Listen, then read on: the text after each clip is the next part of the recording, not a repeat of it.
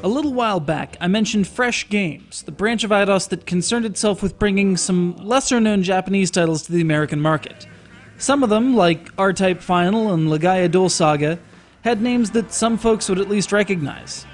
Some, like Swingers Golf, were easy enough to guess. It's golf, and possibly sexual infidelity.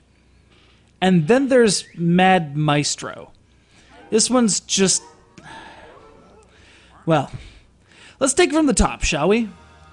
Suppose you're just a mild-mannered orchestra conductor poring over some music in a tormented state, as conductors are wont to do, when all of a sudden some pixie flies in wearing eighth notes in her hair and not much else, and entreats your assistance in preventing the demolition of the town's concert hall. Her plan for its salvation? Bug people in town until they join your ensemble. Because people in the town love music, don't they? Darlin' and Honey are about to meet in the park.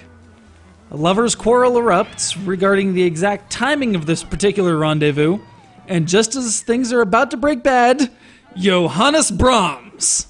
That's all you need. Sneak up behind some lovebirds and hit them upside the head with the Hungarian Dance No. 6 in D major.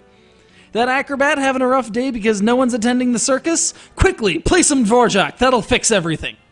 Such is the power of absurd rhythm games. Granted, any game can just play a track and give you a task to complete over top of it. Mad Maestro is unique in that your performance, timing, and vigor are all actually reflected in the piece you're playing.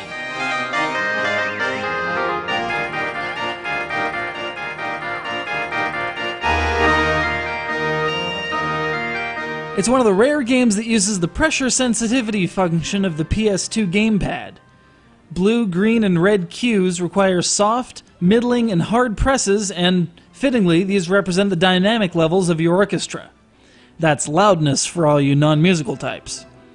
Occasionally, an arrow will appear in one of the cues, indicating the direction on the D-pad you have to hold while conducting that beat, which directs a specific part of the orchestra in a solo.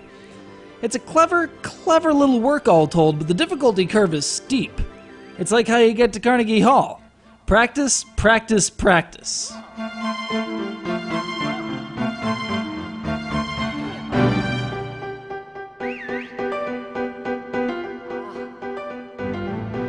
The musical selection is, well, it's entirely classical music. And I mean classical. None of your Johnny-come-lately Aaron Coplands or Alan Hovhannis's. All the big names are here, from Mozart, Beethoven, and Brahms, all the way down to your Saint-Saëns, Rossini, and Mussorgsky. While the names might be a little intimidating, you've heard these pieces before, even if you think you haven't. They're ingrained in the collective media consciousness, even if you can't identify them for what they are. Perhaps it's an appreciation of the old arts.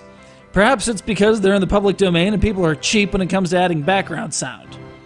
In any event, even if you don't know your Schubert from your Schoenberg or your Wagner from your Webern, you'll pick up on the tunes right quick and find yourself right at home, playing Tchaikovsky to alter the weather, instead of just telling the kid with the flute, "Hey, get inside, dumbass!" It's a strange game. It's a very strange game, but I'm fine with that. It's one of the most unique games I've ever played.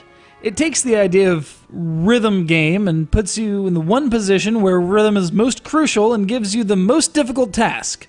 Count to 4. Or sometimes 3.